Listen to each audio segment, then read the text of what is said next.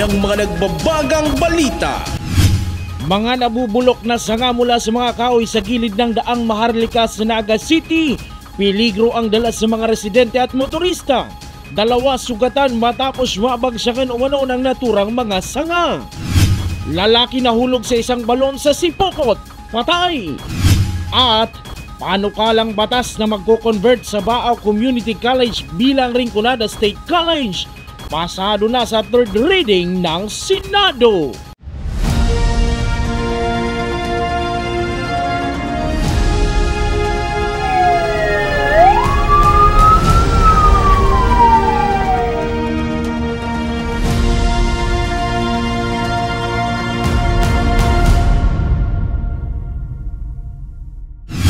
Magandang gabi, narito ang mga maiinit na balita sa Camarines Sur. Patay na ng maiahon ng mga rescuer ang katawan ng isang 41 anyos na lalaki sa Sipokot, Camarines Sur matapos umanong mahulog sa balon. Retrieval operation sa katawan ng biktima naging pahirapan. May ulat si Eli Balbin. Wala ng buhay ng matagpuan matapos umanong mahulog sa 60 talampakang balon ang isang 41 anyos na lalaki pasado alas 4 ng madaling araw nitong Martes, June 10 sa Barangay Tula-Tula, Sipokot, Camarines Sur. Pahirapan umano ang pag-rescue ng mga otoridad sa biktima dahil sa mataas ang tubig sa balon. Kailangan pang gumamit ng water pump upang makuha ang katawan ng biktima. Nag-request pa po kami ng MDRRM. Tapos yung sa fire para makuha lang siya kasi binabawasan namin yung tubig sa pamamagitan ng balde. Maraming tao ang tumulong. Hindi namin kayang bawasan yung palibasa malakas yung tubig. Yung supply niya ng tubig sa ilalim malakas. Kaya nung dumating yung rescue, ginamitan ng pump, water pump, saka nakuha nila. Hindi umano ito ang unang beses na nahulog sa balon ang biktima. Mayroon siyang talagang sakit. Ngayon, padalawa niyang atim yon. Nung una, na-rescue ng tao nang dahil mababaw pa po yung tubig sa balon. Ngayon, siguro, naulit-ulit, hindi na na-rescue kasi malalim, umulan, malalim yung tubig kaya po siya. Sinubukang kuhanan ng pahayag ng CSN ang pamilya ng biktima ngunit tumanggi ito. Nagpapatuloy pa rin ang investigasyon ng Sipokot Police sa insidente.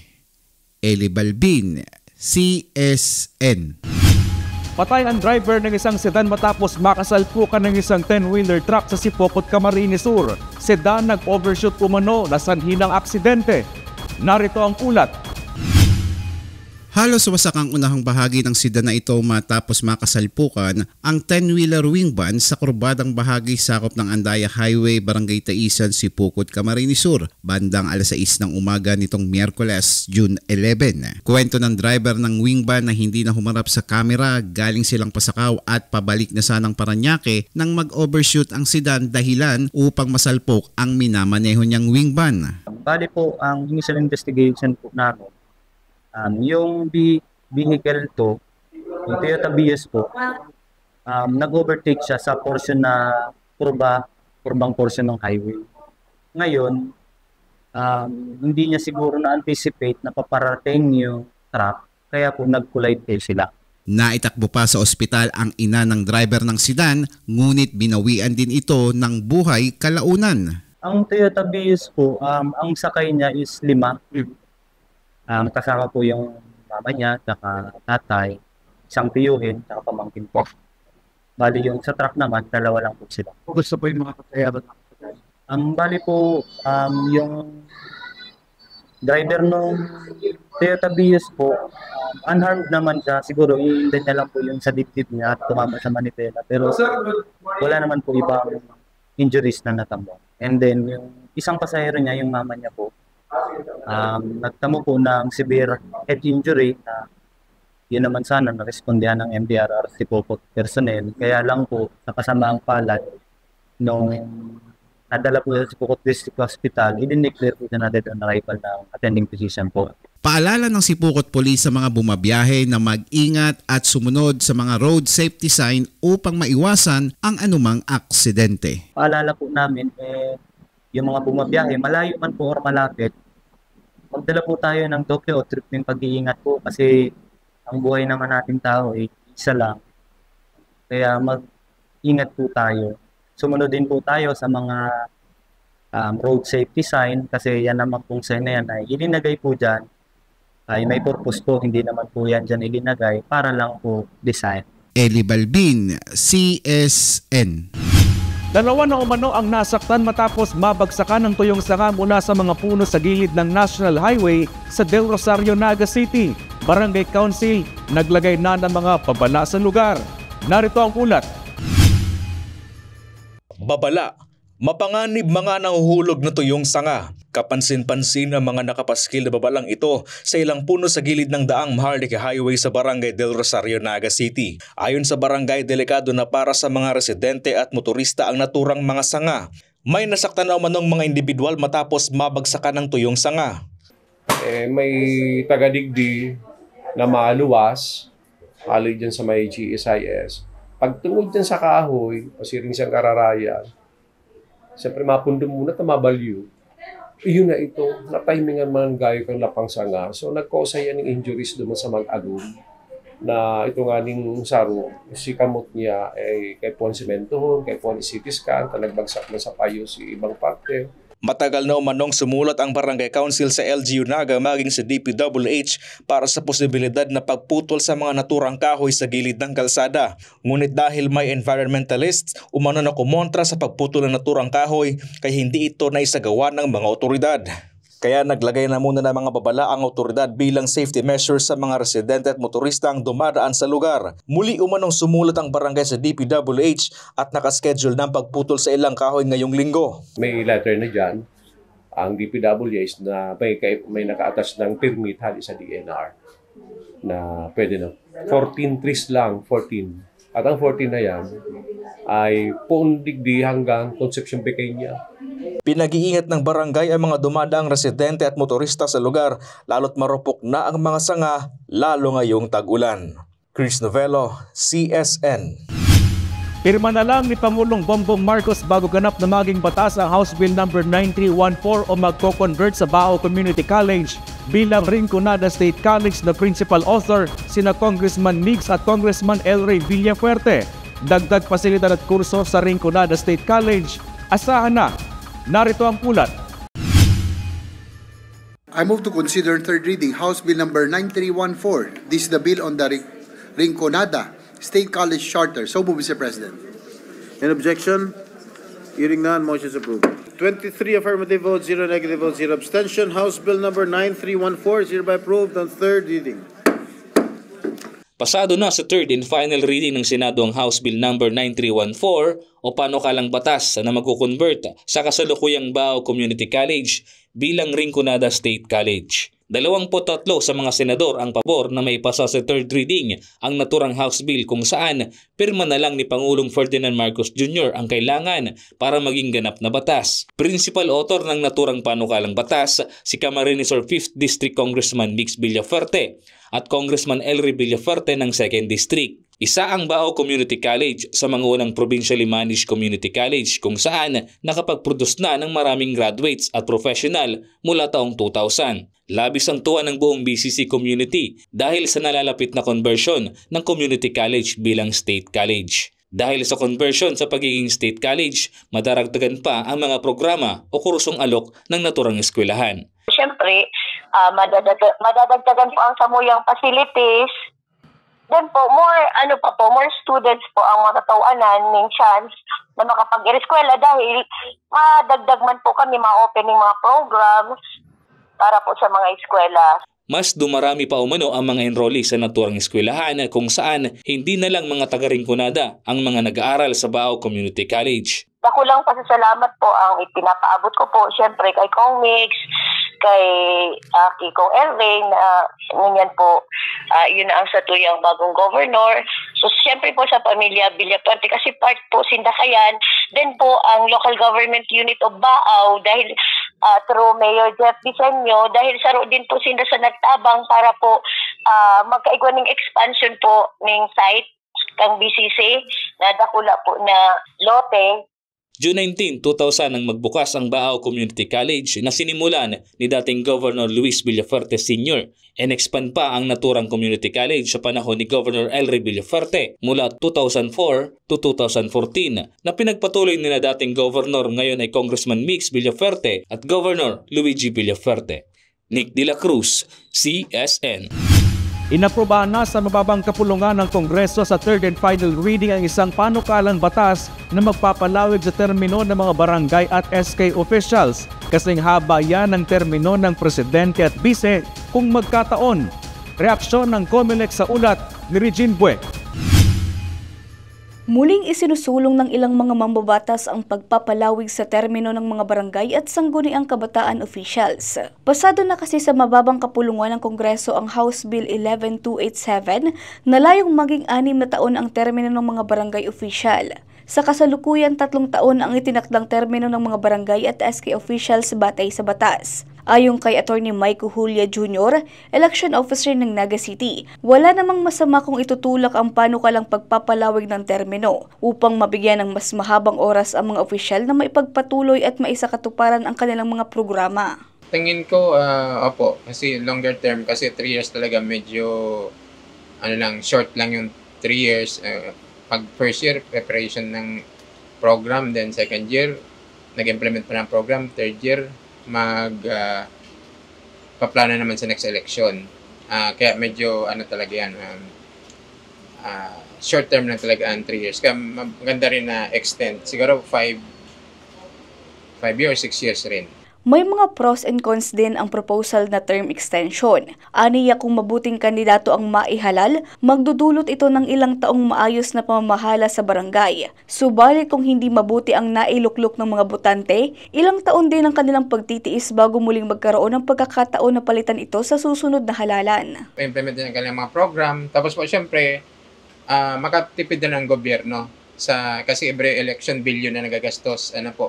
Every 3 years, billion pa nagastos natin. Pero kung mas mahaba yung term ng mga officials, at least every 5 years na mag-election or 6 years, at least makakatipid ng billions ang government. Kung maipapasa ang panukalang batas, inaasahang lalawig sa 6 na taon ang termino ng mga opisyal sa barangay at SK. Gayunman may mga grupo rin na nagpapaalala na dapat siguraduhin munang maayos ang implementasyon ng mga programa bago isulong ang pagpapalawig ng termino. Binibigyang diin din na hindi dapat mabaliwala ang pagkakaroon ng regular na halalan bilang paraan ng pananagutan ng mga opisyal sa mga botante. Sa ngayon, nasa Senado na ang bola kung magpapasa rin ito ng Senate Bill na magpapalawig sa termino ng mga barangay at SK official. Regine Bue, CSN. Itinuturong dahilan ng PSA Bicol sa pagtaas ng inflation rate sa Bicol region nitong Mayo ang pagtaas sa presyo ng pagkain at non-alcoholic drinks. Inflation rate sa rehiyon pumalo sa 2.2%. May ulat si Darlene Lastrullo. Umakyat sa 2.2% ang inflation rate sa Bicol region noong May 2025 mula sa naitalang 1.6% noong nakaraang buwan ng Abril. Batay ito sa inilabas na datos ng Philippine Statistics Authority o PSA Bicol sa ginanap na press conference noong June 10, araw ng Martes. Ayon kay Cynthia Perdiz, Regional Director ng PSA Bicol, ang average inflation rate sa rehiyon mula Enero hanggang Mayo ngayong taon ay nasa 2.3%. Paliwanag ni Perdiz, ang pagtaas ng presyo ng pagkain at mga non-alcoholic drinks ang pangunahing nagtulak sa pagtaas ng inflation sa rehiyon kung saan may 62.1% sa kabuuang paggalaw ng presyo ng mga bilihin. Sa 6 na lalawigan sa rehiyon, ang Catanduanes ang may pinakamataas na inflation rate na umaabot sa 4.4%, sinundan ito ng Sorsogon na may 2.5%, Masbate na may 2.2%, Camarines Sur na may 2.1%, 2% naman sa Albay, habang may pinakamababang inflation rate ang Camarines Norte na may 1.4%. Ang pangunahing dahilan ng mas mataas na antas ng inflation nitong Mayo 2025 kaysa noong Abril 2025 ay ang mas mabilis na pagtaas ng presyo ng food and non-alcoholic beverages sa antas na 1.9%. Ito ay may 62.1% share sa pagtaas ng pangkalahatang inflation sa rehiyon. Samantala, inilahad ni Lani Orjales, isang business owner, ang kanyang karanasan bilang consumer sa gitna ng pagtaas ng presyo ng bilihin. Medyo naglangaw po talaga halos gabos na kaya kami nga medyo piga may ang mga siyempre ang costing baga kung paano magbibenta din kuya na tama lang na kumikita din. Tapos siyempre mga tao may masyadong dakol na income kaya nagbabase na lang kami duman sa si kaya lang na kaya kang tao na kaya na kumikita man, nakakabayad. Bilang diskarte, ibinahagi niya na mas naging mapili siya sa pamimili upang masulit ang kanyang budget. Po talagang mahanap ka, maikot ka ng mahanap ka ng medyo bara-barato kasi igwa man talaga mga tindahan na nagtataong mura. Ang iba man medyo may kamahalan, kaya mahanap na lang talagang ikot sa market. Pagtsaga, maski mainit. Panawagan niya sa mga kinauukulan? Ang ko lang sana, yun nga, dahil man sobrang itong taasan ang mga kuyanta. Kumbaga, yun ako mga tao po na kuyan, medyo arog ka ni masakit ang buhay nga ni ang trabaho, ang sahod, digdig, tapos kung arugan halang kaon ang mga barakalon, medyo masasakitan po talaga. Darlene Lastrulio, CSN. Habang nalalapit ang balik eskwela sa Lunes, dagsa ang nagpapa-enroll para sa school year 2025 to 2026. Ilang paaralan isinabay ang enrollment sa Brigada Eskwela. Narito ang ulat. Maganda ang turnout ng mga unang araw ng enrollment sa San Jose Pili National High School ngayong taon. Ayon kay Mary Jane B. Matukad, Principal 3 ng paaralan, sa ikalawang araw pa lamang ng enrollment umaabot na sa halos 50% ang bilang ng mga nagpalista kumpara sa kabuuang inaasahang enrollees. Isa sa mga estudyanteng handang-handa na ay si Mark Kevin Ronda, isang incoming grade 12 student. Ani ni Mark, handang-handa na siya para sa darating na school year. Yan po, nakaprepare pa yung yung budget ko kasi siguro dardakal awat. Pero okay lang po kasi yung budget po, alam mo yung mawawara, siyempre makaralaw yan Pinaganda ko pa talaga. Lawa, ararayo pa. Ay, madali ng ani pala. Perang days na lang, ano yan? Lunes na naman! Makalogon sa buot. Garadayin natin yung vacation, pero okay lang. Sa junior high school, nasa 513 na mag-aaral na ang nakapagtala mula sa target na 1,232 enrollees base sa datos noong nakaraang taon. Samantala, sa senior high school, 211 pa lamang ang nakapag-enroll mula sa inaasahang 621 na bilang. Data naming available is on day 1 Monday and day 2 Tuesday kahapon. So far, sa junior high school, meron na kaming 513. Ang tin-target namin is more than the last year. Ang expected namin ay 1,232 for the junior high school. So more or less, malapit na kami sa 50% on the day 2. So we're expecting na matatarget namin yung enrollment as of last year and higatan pa. Sa senior high school naman, we are expecting for 621 as of last year. Meron kami ngayon, as of day 2 of enrollment, meron kaming 211 pa lang. Upang maging mas efficient ang proseso, isinabay na rin ng eskwelahan ng Brigada Eskwela sa enrollment period. Ayon kay Principal Matukad, ang dating 1 linggong Brigada Eskwela at 1 linggong enrollment ay pinagsama na upang makatipid sa oras. Kabilang sa mga aktibidad ay ang pabasa, pati na rin ang literacy at numeracy programs na bukas para sa lahat ng mag-aaral. So sa Brigada Eskwela naman, kasabay kasi ito ng pagbasa. Isinasabay namin yung literacy assessment sa mga bata kasi ang objective talaga ng DepEd ay bawat bata ay bumabasa. Mga estudyante kang San Jose Pili National High School, welcome back to school. Maugma kami na mahiling ulit kamo after kang last school data kang April 16. So, gusto mi na matawan kamo ning maray na kalidad ning edukasyon, lalo na dito sa San Jose Pili National High School na ang gusto mi sa Indo, isa puso at isa action ang satuyang mantra ng satuyang eskwelahan, School of Excellence, Service, and Inspiration. Darlene Lastrulio, CSN. Nagtipon-tipon ang mga local disaster risk reduction and management offices sa Camarines Sur para sa Gawad Kalasag SEAL orientation at technical assistance. LGU sa probinsya target ang 100% compliance ngayong taon. Narito ang ulat.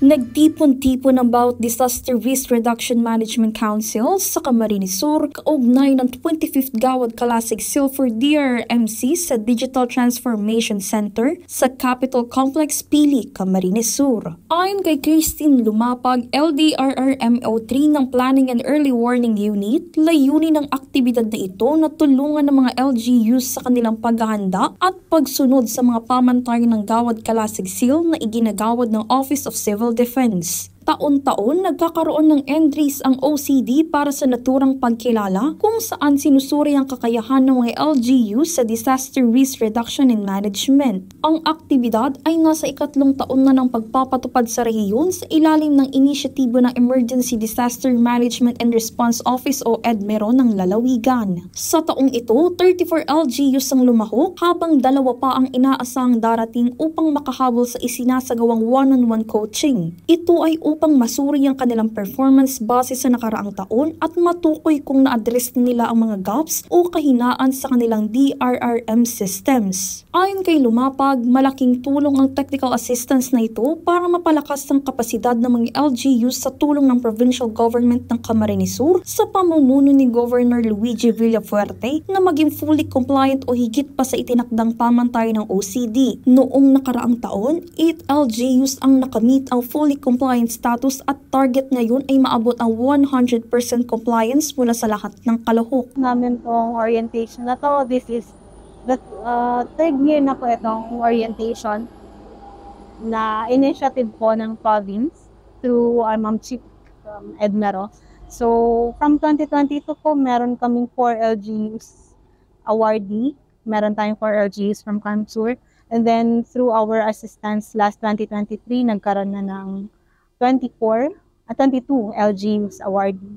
And then last year, naging 28. So, konti na lang po yung LGUs na ina-assist natin na gusto nating makahabol din sila, maging fully compliant sila at the very least po. So, last year, may 8 LGUs na tayong beyond compliant. So, konti na lang po. Hopefully, maging 100% compliant na yung mga LGUs.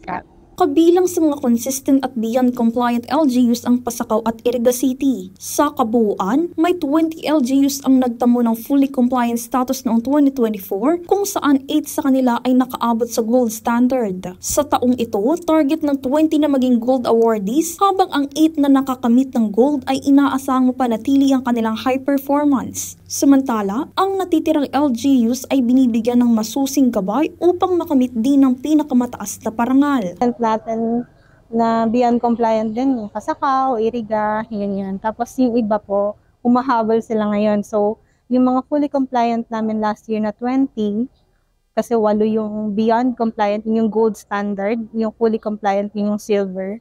So, yung 20 fully compliant last year, ang gold na nila this year is maging gold.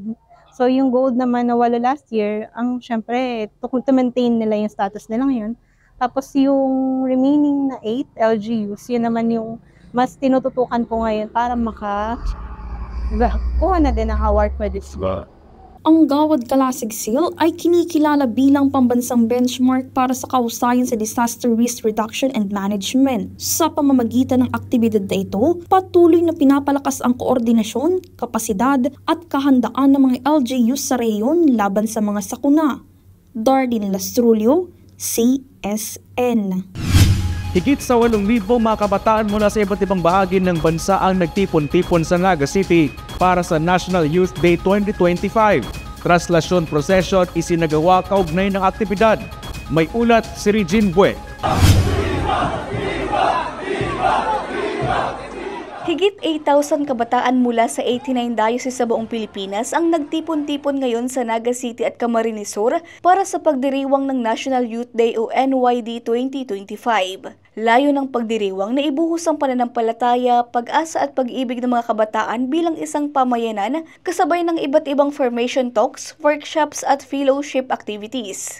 Kabilang sa mga dumalo si Carmel Claire Teresa, isa sa mga delegado mula sa Archdiocese of Cebu. Binahagi niya ang kanyang tuwa sa pagkakaroon ng pagkakataon na makasama ang kapwa kabataan mula sa iba't ibang panig ng bansa para sa iisang layunin. Ito rin daw ang unang beses na mararanasan nila ang kultura at paniniwala na mayroon sa Bicol, lalo na sa Naga na tinaguri ang harong ni Ina. I think in a world na maraming problema na hinaharap yung mga kabataan, and then many temptations, many mga challenges sa paligid. It's good na may mga ganitong event wherein nare-remind yung mga kabataan natin na we aim, yung goal po natin ay magkakaisa, yung paniniwala natin mas laliman pa.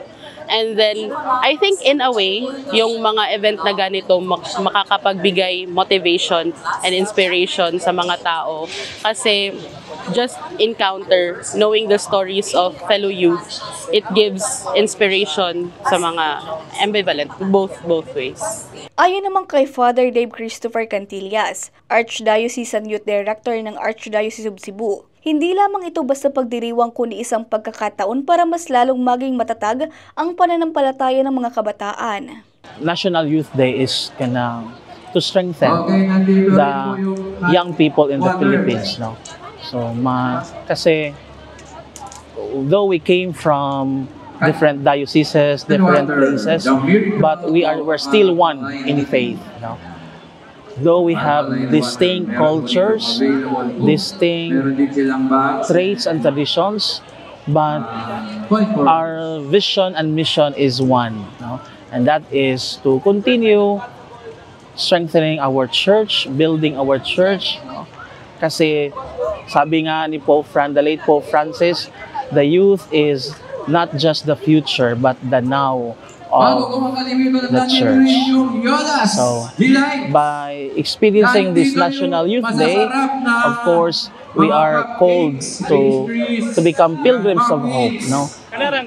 To stand amidst the difficulties and challenges that we might encounter, no? We must be hopeful always, no? According to Pope Francis, hope does not disappoint. Samantala, isa sa highlights ng pagtitipong ito ay ang pagkakataon ng mga delegado mula sa iba't ibang archdiocese na maranasan ang mga tradisyon ng Archdiocese ng Cáceres, lalo na ang pagbubuhat ng andas ni Inang Fina Francia. Bukod dito, mararanasan din nila ang translation procession sa lungsod ng Naga. Regine Boy, CSN. Nagpapatuloy ang enrollment para sa academic year 2025-2026 sa Governor Mariano Villafuerte Community College o GMVCC sa Libmanan, Camarines Sur. Taon-taon umanong dumarami ang enrollees sa eskwelahan dahil sa dekalidad na edukasyon. Si Eli Balbin sa detalye. Umarangkada ng enrollment para sa school year 2025-2026 sa Governor Mariano Villafuerte Community College o GMVCC sa bayan ng Libmanan. Kung ikukumpara umano nung nakaraang school year, mas maraming estudyante ang nagpa-enroll ngayong taon. Sa ngayon po kasi ongoing po ang enrollment natin. So, naman po siya, madami naman po yung nag-i-enroll po sa ngayon. Bukod sa bayan ng Libmanan, may mga estudyante pang nagpa-enroll mula sa bayan ng Kanakman, Kamaligan, San Fernando, Lupi, Ragay at Minalabak. Ang GMVCC Libmanan Campus at iba pang campus nito sa iba pang bayan sa Camarines Sur na pinatayo ni na dating Gobernador Luis Villafuerte, Congressman El Rey Villafuerte, Congressman Migs Villafuerte at Governor Luigi Villafuerte ay may magandang antas pagdating sa edukasyon at libre din ang pag-aaral. So, bukod po sa Libmanan, meron po tayong mga students from Kanakman, Kamaligan, San Fernando, Lupe, Ragay, Minalabak. Free education po tayo. And,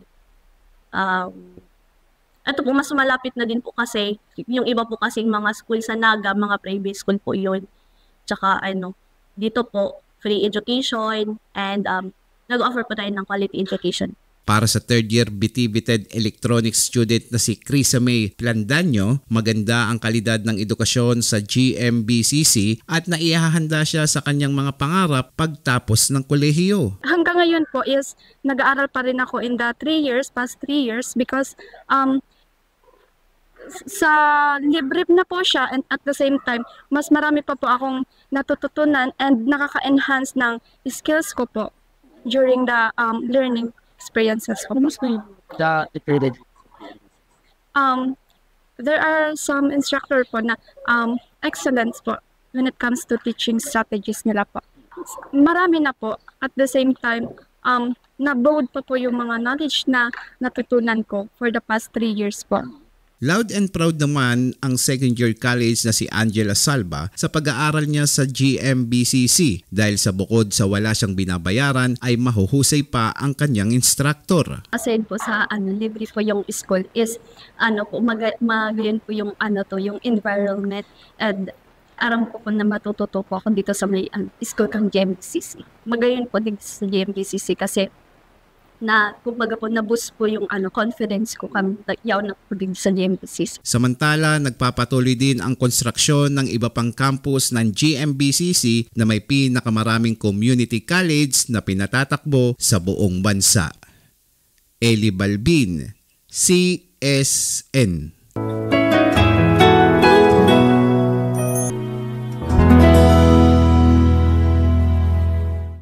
Rain or shine ay patuloy sa pag-iikot ang Cafuerte Medical Mission ng Provincial Government ng Camarines Sur. Mga residente ng Barangay San Joaquin sa San Fernando, Camarines Sur, benepisyaryo ng medical mission ng probinsya. Si Regine Bue sa detalye.